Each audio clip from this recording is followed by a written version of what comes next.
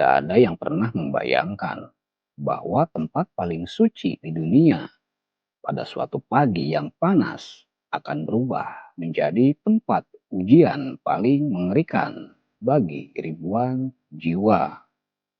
Sebuah lorong sepanjang 550 meter menjadi saksi bisu dari detik-detik yang tak pernah diceritakan secara gamblang. Inilah tragedi tersembunyi ibadah haji. Kita langsung ke TKP.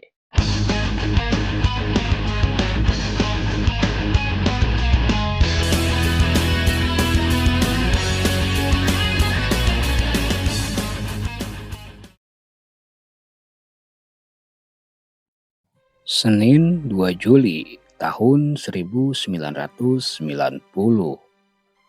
Waktu itu matahari belum tinggi karena masih cukup pagi.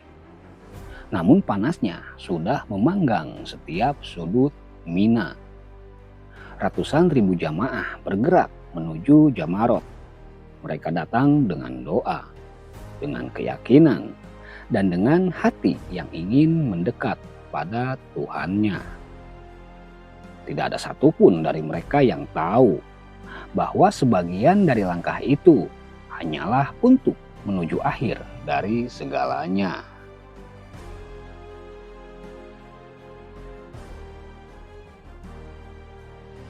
Terowongan Al-Ma'aisim panjangnya 550 meter, sempit, panas, dan juga tertutup. Dengan ventilasi mekanis sebagai satu-satunya penopang udara. Pada jam itu, orang-orang mulai memenuhi lorong dari depan, dari belakang, dan juga dari samping. Arus manusia pun bergabung menjadi satu.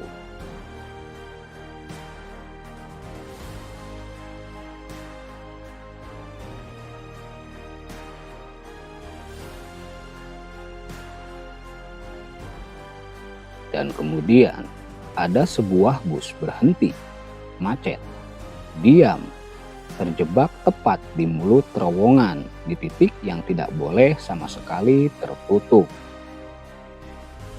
Saat itulah sebuah kipas ventilasi besar berhenti bekerja. Udara panas tidak lagi bergerak keluar. Oksigen perlahan menghilang. Sementara ribuan tubuh terus masuk ke dalam lorong itu.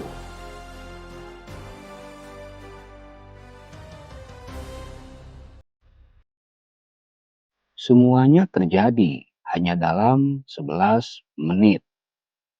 Satu dorongan kecil berubah menjadi gelombang tekanan raksasa.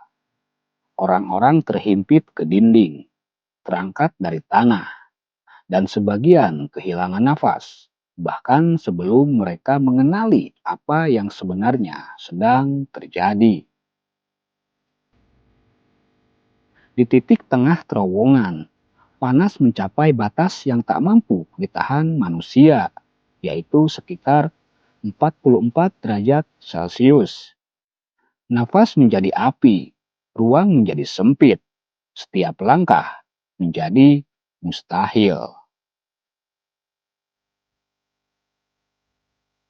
Mereka mencoba berdoa, tetapi suara mereka hilang dalam tekanan tubuh-tubuh lain.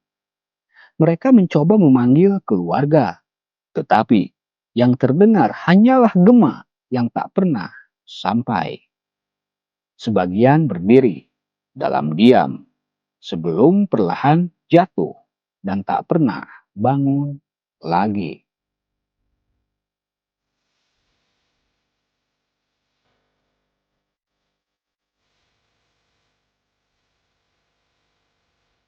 Ketika arus manusia akhirnya mulai berhenti, terowongan itu berubah menjadi lautan tubuh yang tak lagi bernyawa.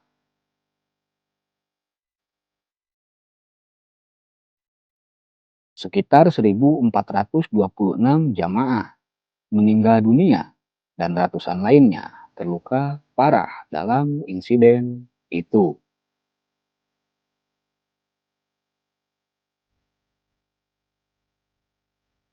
Mereka datang sebagai tamu Allah dan pulang sebagai syuhada.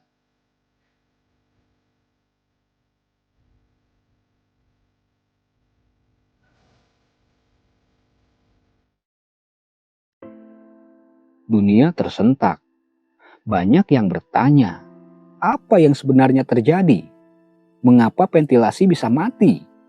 Mengapa jalur tidak dikendalikan? Sebagian menyalahkan arus manusia, sebagian menyalahkan infrastruktur, dan sebagian lagi menyalahkan kelalaian. Namun, bagi keluarga korban, jawaban itu tidak pernah cukup.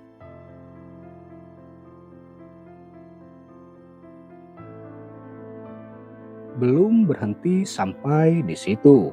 Lagi dan lagi setelah tragedi Mina tahun 1990, tragedi Mina kembali terulang, yaitu pada tanggal 24 Mei tahun 1994. 4 tahun setelah tragedi 1990. Tragedi Mina 94 sendiri menelan korban setidaknya 270 jemaah haji meninggal dunia. Kemudian terjadi lagi pada tanggal 9 April tahun 1998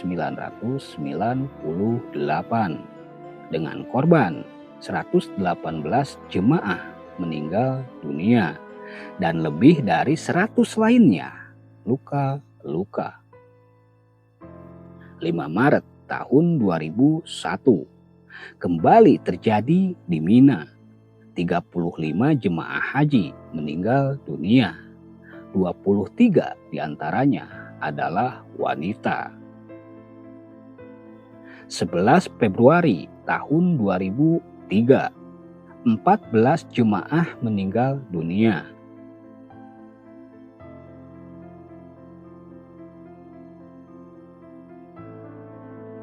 Lalu 1 Februari tahun 2004, sekitar 251 jemaah meninggal dunia. 22 Januari tahun 2005, 3 jemaah meninggal dunia. 12 Januari tahun 2006, 362 jemaah meninggal dunia. Dan terakhir, pada tanggal 24 September tahun 2015, 453 jemaah meninggal dunia dan sekitar 719 jemaah luka-luka. Hampir semua insiden ini terjadi ketika prosesi lempar jumroh. Setelah tragedi ini, sistem haji dirombak total. Jembatan Jamarot diperluas, jalur dipisah, teknologi dipasang. Keselamatan pun menjadi prioritas utama.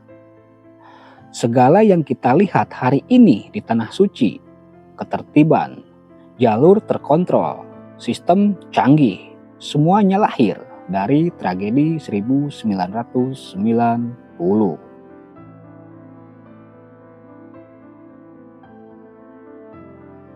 Di dunia ini, ada tragedi yang meninggalkan suara, ada bencana yang meninggalkan puing.